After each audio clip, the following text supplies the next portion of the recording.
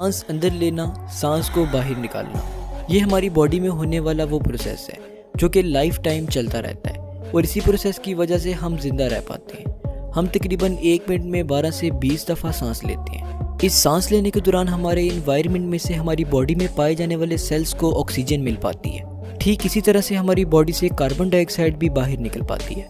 अब इस सारे प्रोसेस यानी कि रेस्पिरेशन में जो ऑर्गन सबसे ज़्यादा इंपॉर्टेंट रोल प्ले करते हैं वो हैं हमारे लंग्स यानी हमारे फेफड़े।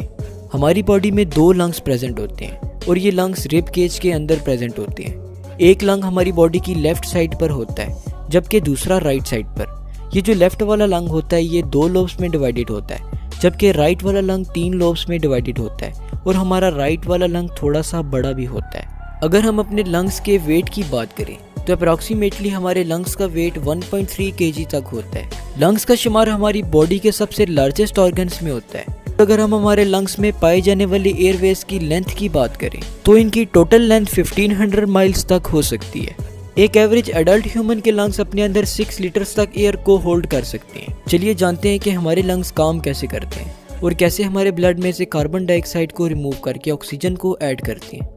हमारे लंग के बिल्कुल नीचे एक डोम्ड शेप मसल प्रेजेंट होता है जिसे हम डायफ्राम कहते हैं। डायफ्राम फैलता और सिकुड़ता रहता है और इसके फैलने और सिकुड़ने की वजह से ही हमारे फेफड़े सांस को अपनी तरफ खींच पाते हैं। जब हमारा डायफ्राम सिकुड़ कर नीचे की तरफ जाता है तो हमारे लंग्स भी फैल जाते हैं और एक ऐसा वैक्यूम पैदा होता है जिससे कि बाहर पाए जाने वाली एयर हमारी बॉडी में इंटर होकर हमारे लंग्स तक पहुंच पाती है। जब हम सांस लेते हैं तो ये एयर हमारे नाक और मुंह से होते हुए हमारे ट्रैकिया में पहुंचती है।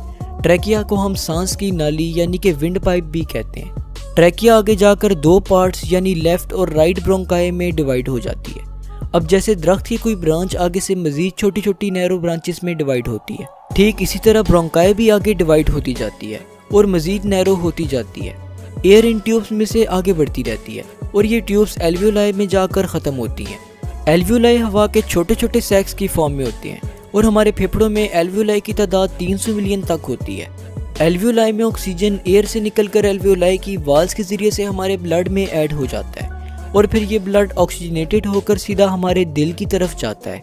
हमारा हार्ट इस ऑक्सीजनेटेड ब्लड को हमारी बॉडी तक पहुंचाता है और जब हमारी बॉडी में पाए जाने वाले सेल्स इस ऑक्सीजन को यूज़ कर लेते हैं तो वो कार्बन डाइऑक्साइड रिलीज करते हैं जो कि दोबारा से हमारे ब्लड के जरिए हमारे लंग्स तक पहुँचती है।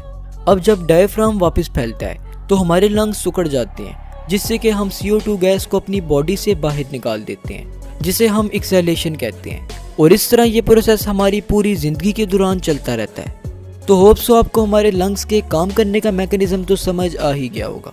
जाते जाते हमारे सेकंड YouTube चैनल साद खान टीवी को भी ज़रूर सब्सक्राइब कीजिएगा।